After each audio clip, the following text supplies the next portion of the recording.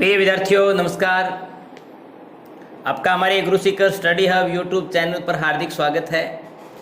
जिन विद्यार्थियों ने हमारे इस चैनल को अभी तक सब्सक्राइब नहीं किया वो तुरंत ही सब्सक्राइब कर दें और बेल आइकन बटन पर क्लिक भी करें ताकि नए आने वाले वीडियोज आपको समय पर मिलते रहें।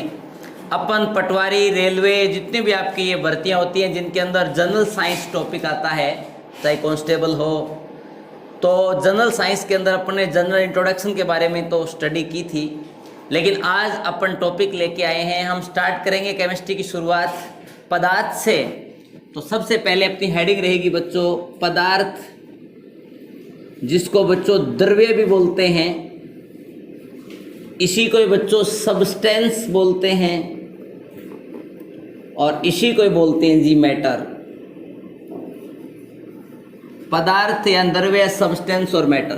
तो सबसे पहले तो ये पता होना चाहिए बच्चों की पदार्थ क्या होता है। यानी कोई भी पृथ्वी जो आपकी है, उस पृथ्वी पर पाए जाने वाली दुनिया की कोई भी वस्तु, चाहे वो लिविंग थिंग्स हो, चाहे वो नॉन लिविंग थिंग्स हो, चाहे वो निर्जीव हो, चाहे वो सजीव हो, ठीक है जी। अब पदार्थ जो होता है वो क्या होता है, तो दुनिया की कोई भी वस्तु जो स्थान घेरती है, मीन्स कोई स्पेस ऑक्यूपाई करे, कोई स्पेस ऑक्यूपाई करे, यानी कोई स्थान घेरे, जिसका कोई पर्टिकुलर वेट हो। वेट यानी जो भार रखती हो, तो आप इसको हिंदी में भी लिख सकते हो, यानी स्थान घेरती हो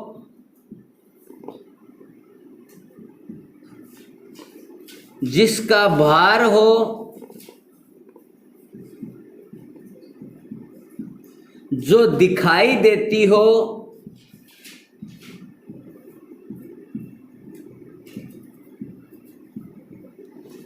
यानी तो दुनिया की कोई भी वस्तु जो स्थान घेरती हो, जिसका भार हो, जो दिखाई देती हो, मीन्स विजिबल हो, उसे अपन बच्चों क्या बोलते हैं, पदार्थ बोलते हैं। ठीक है जी। यानी आपके पास कोई स्पेस है, उस स्पेस के अंदर दो टाइप की वस्तु आपकी मिलती हैं। एक आपकी मिलती है बच्चों विजिबल, दूसरी होती है इनविजिबल। विजिबल बोले तो बच्चों दृश्य, इनविजिबल बोले तो अदृश्य। तो इस ब्रह्मांड में दो टाइप की वस्तुएं होती है, एक होती है दृश्य, दूसरी होती है अदृश्य। दृश्य वे होती है जो हमें दिखाई देती हैं और अदृश्य वे होती हैं जो दिखाई नहीं देती हैं। अब दिखाई देती हैं वो दो टाइप की हो सकती हैं, लिविंग थिंग्स यानी सजीव वस्तुएं, एक होती हैं नॉन लिविंग थिंग्स यानी निर्जीव वस्तुएं। दिस सजीव वस्तुएं, दिस निर्जीव वस्तुएं। दिखाई नहीं देती है वो उस स्पेस की वस्तु होती है बच्चों एनर्जी। एनर्जी को आप कभी देख नहीं सकते। ठीक है। तो ये जनरली आपके पदार्थ के बारे में बात है। अब अपन यहाँ क्या करेंगे, जो आपका पदार्थ है उसके क्लासिफिकेशन की बात करेंगे। पदार्थ जो होता है बच्चों, उसका क्लासिफिकेशन यदि अपन करें तो पदार्थ को दो भागों में बांटा गया है। पदार्थ उसको दो टाइप में कैटेगराइज किया गया। फर्स्ट जो होता है वो बताया गया शुद्ध पदार्थ, और सेकंड इसका पार्ट जो बताया गया बच्चों वो बताया गया मिश्रण। एक होता है शुद्ध पदार्थ और दूसरा होता है बच्चों मिक्सचर यानी मिश्रण। शुद्ध पदार्थ को फिर दो भागों में बांटा गया। एक का नाम रखा गया तत्व, दूसरे का नाम रखा गया बच्चों यौगिक। तत्व को फिर बच्चों तीन टाइप में क्लासिफाई किया गया। उसके अंदर फर्स्ट बताया गया धातु यानी मेटल, सेकंड बताया गया अधातु यानी नॉन मेटल, और तीसरा बताया गया बच्चों उपधातु यानी मेटलॉइड्स। यौगिक जो है उनको भी दो टाइप में क्लासिफाई किया गया। एक तो अकार्बनिक यौगिक, अकार्बनिक यौगिक बच्चों बोले तो इनऑर्गेनिक कंपाउंड दूसरे बताए गए बच्चों कार्बनिक यौगिक यानी ऑर्गेनिक कंपाउंड्स। फिर जो आपका मिश्रण है उसको भी दो भागों में बांटा गया। फर्स्ट बताया गया वो तो है सहमांगी मिश्रण और एक होता है विषमांगी मिश्रण। तो इस टाइप से पदार्थ को क्लासिफाई किया गया। तो पदार्थ को दो भागों में बांटा गया, शुद्ध पदार्थ और मिश्रण। शुद्ध पदार्थ को दो भागों में बांटा, तत्व और यौगिक। तत्व को तीन भागों में बांटा, धातु है, धातु रूप धातु। यौगिक को दो भागों में बांटा है, कार्बनिक यौगिक और कार्बनिक यौगिक। मिश्रण को दो भागों में बांटा, सहमांगी मिश्रण और विषमांगी मिश्रण। उसके बाद अपन बात करेंगे पदार्थ की अवस्थाएं। पदार्थ की अवस्थाएं देखो, पदार्थ की मुख्य रूप से बच्चों दो अवस्थाएं होती हैं। एक होती है पदार्थ की प्राकृतिक अवस्था, दूसरी होती है पदार्थ की मानव निर्मित या कृत्रिम अवस्था। तो पदार्थ की अवस्थाओं में यदि बात करूं तो पदार्थ की अवस्थाएं जो होती हैं, एक होती है प्राकृतिक अवस्था जो प्रकृति के द्वारा ही हमें मिली है। दूसरी जो बच्चों होती है वो होती है कृत्रिम अवस्था, या बच्चों हम बोल सकते हैं मैन मेड यानी मानव द्वारा निर्मित अवस्था। प्राकृतिक अवस्था को तीन भागों में बांटा गया। फर्स्ट बताएगी ठोस यानी बच्चों सॉलिड, सेकंड बताएगी द्रव यानी बच्चों लिक्विड, और थर्ड आपकी बताएगी गैस।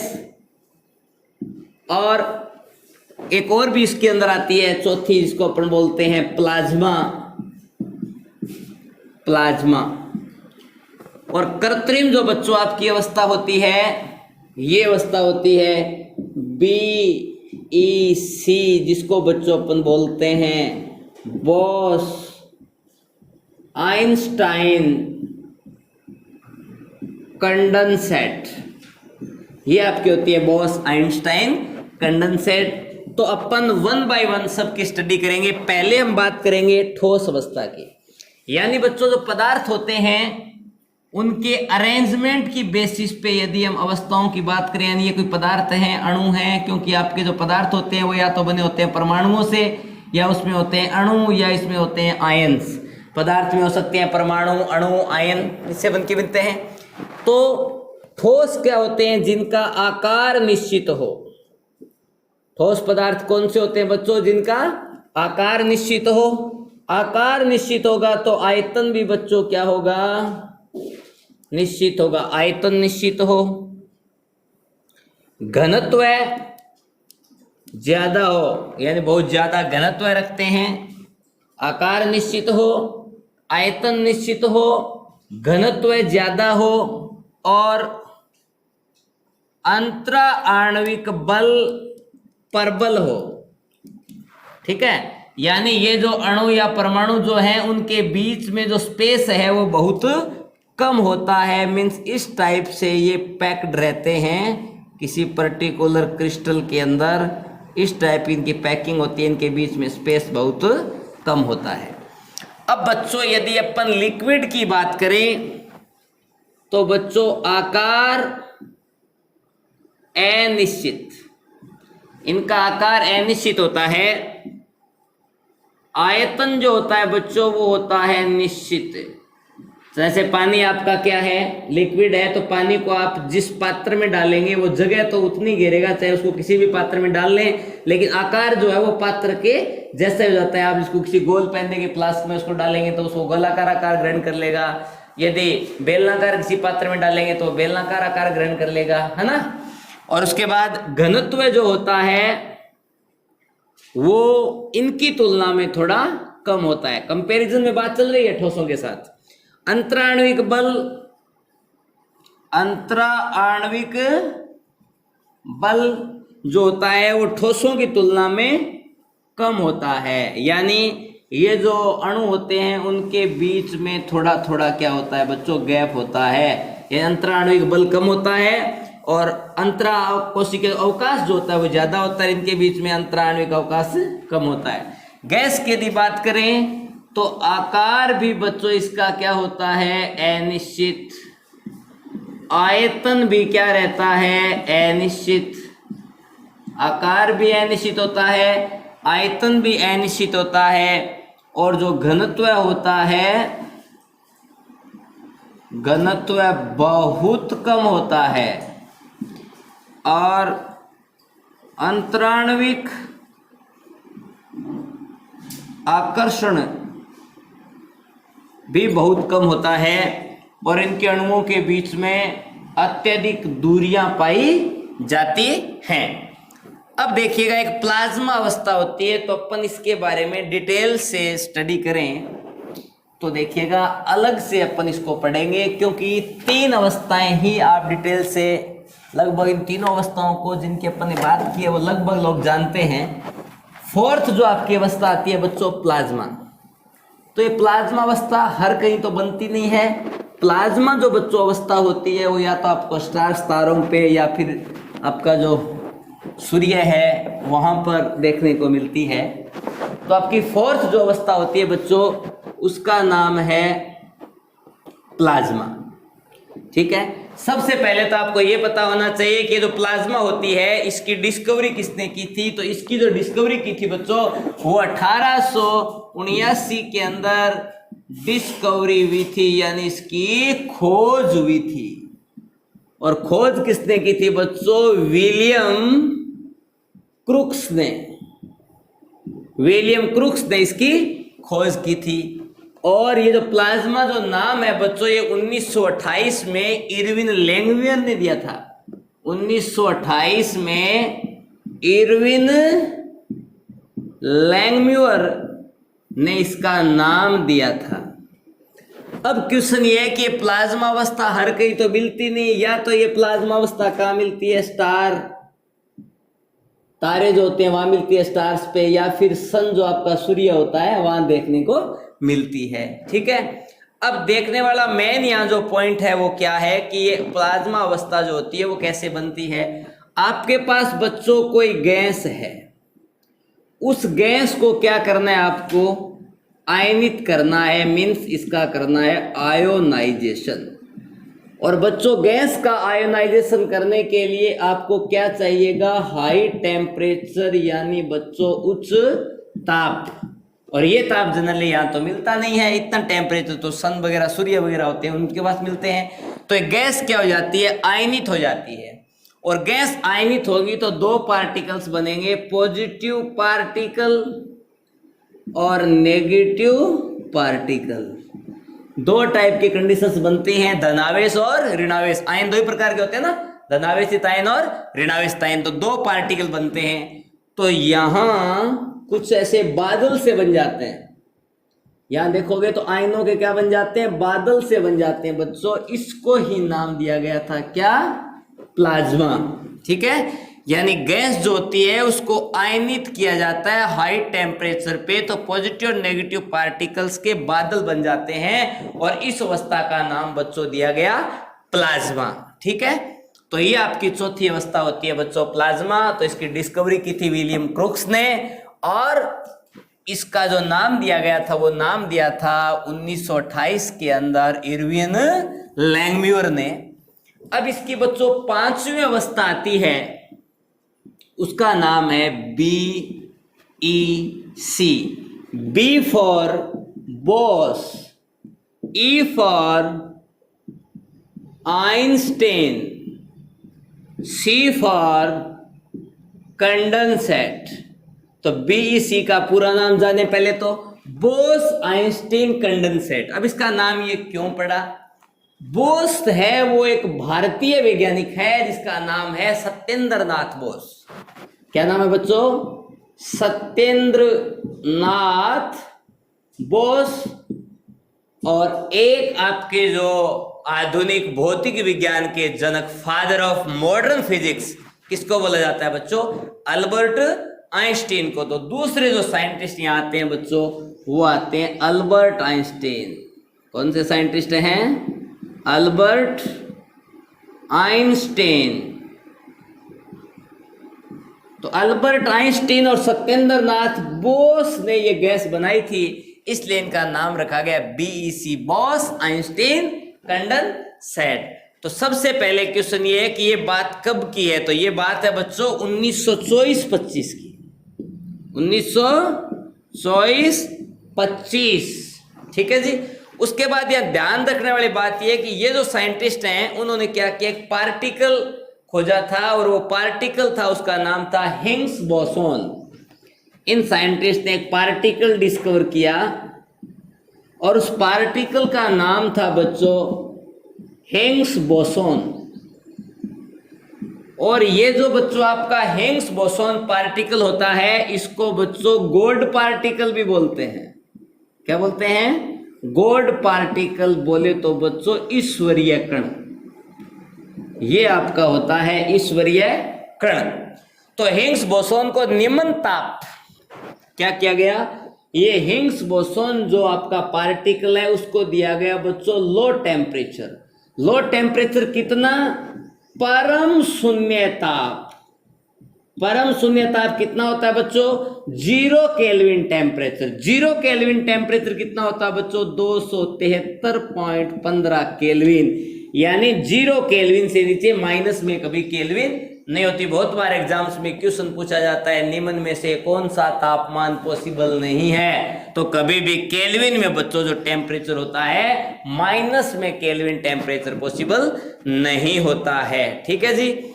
अब आप ध्यान रखें, पॉजिटिव पार्टिकल्स जो आपके यहाँ पे आएंगे उनकी कंडीशंस, नेगेटिव पार्टिकल्स की कंडीशंस पे गैस बनी थी। तो हिग्स बोसोन को निम्न ताप, परम शून्य ताप दिया गया।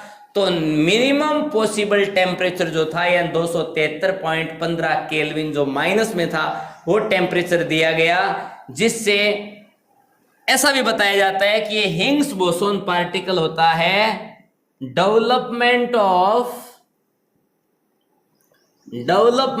ऑफ यूनिवर्स, यानी ब्रह्मांड का जो निर्माण हुआ था, डेवलपमेंट जो हुआ था, उसमें भी हिग्स बोसोन पार्टिकल का बहुत ही महत्वपूर्ण योगदान है। तो इस हिग्स बोसोन पार्टिकल्स को लो टेम्परेचर दिया जाता है, परम शून्य ताप। तो यहाँ जो गैस का फॉर्मेशन होता है बच्चों, उस गैस का नाम रखा गया था बोस-आइंस्टाइन कंडेंसेट गैस।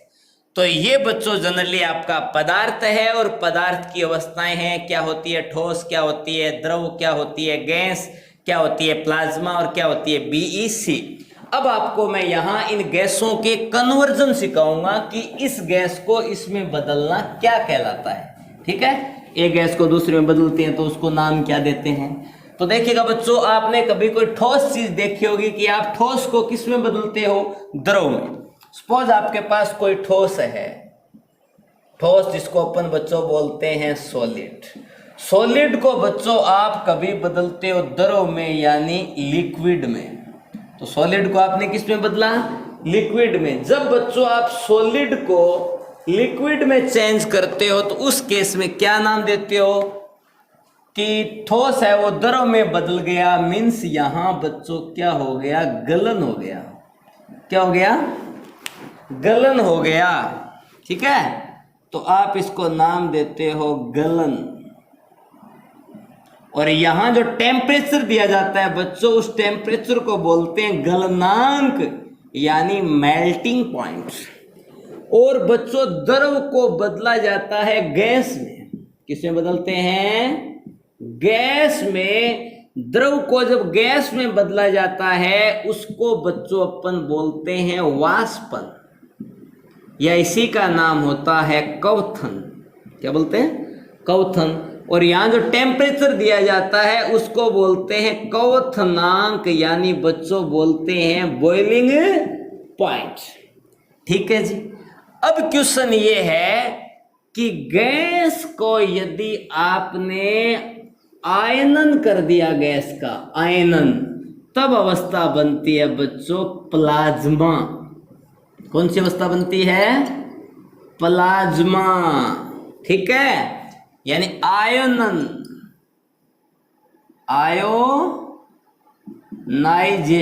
आयोनाइजेशन से आपकी अवस्था बनती है बच्चों प्लाज्मा। अब अपन रिवर्स चलते हैं। यदि आप क्या कर दो? निरायनन कर दो। क्या कर दो? निरायनन कर दो, मतलब डी आयोनाइजेशन तो डीआयनाइजेशन से आपकी प्लाज्मा पुनः किस में बदल जाती है, गैस में।